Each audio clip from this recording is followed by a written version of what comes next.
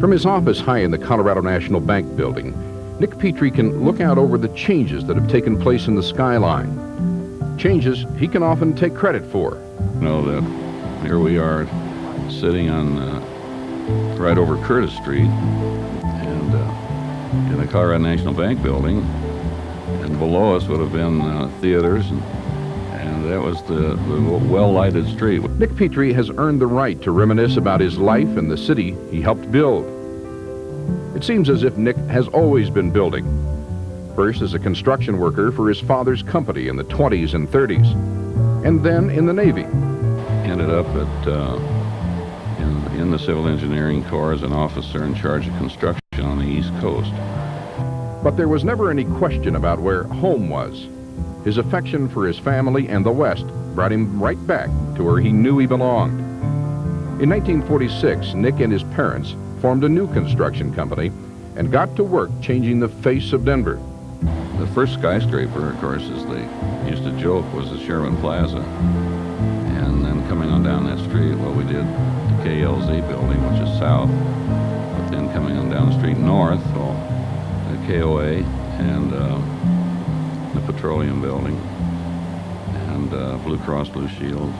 Nick Petry, the builder, is also Nick Petry, the rancher, an interest he developed going to the stock show in the 1920s. I think maybe about 1932 or so, I entered a pigeon and then some chickens and just kept staying with it. An interest that led to his serving on the National Westerns Board for decades.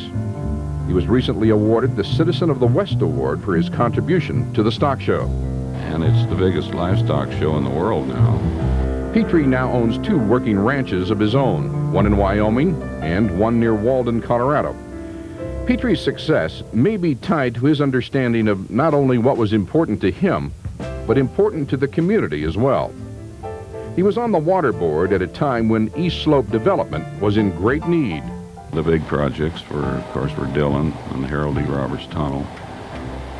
Really bringing more and more water to Denver was the real goal.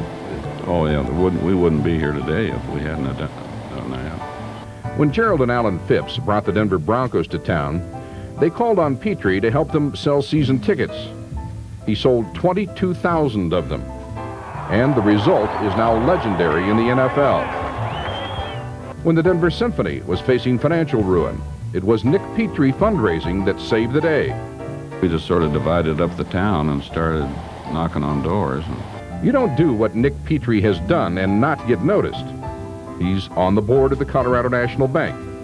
He's been on the board of the Denver Art Museum, United Airlines, Public Service Company of Colorado, the University of Colorado.